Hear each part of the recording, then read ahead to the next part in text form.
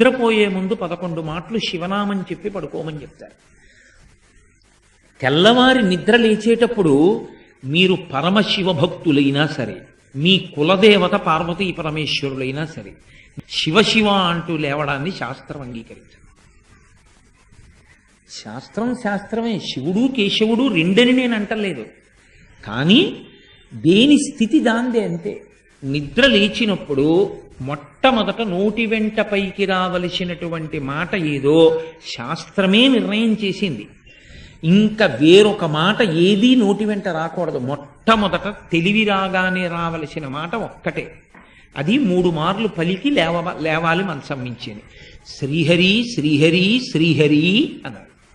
3 మాటలు శ్రీహరి అన్న నామం చెప్పి మాత్రమే లేవవలసి ఉంటుంది. అంటే జాగృతి ప్రారంభమైంది. నిద్ర లేచాడంటే రక్షణ చెయ్యవలసినటువంటి వాడు శ్రీ మహావిష్ణువే.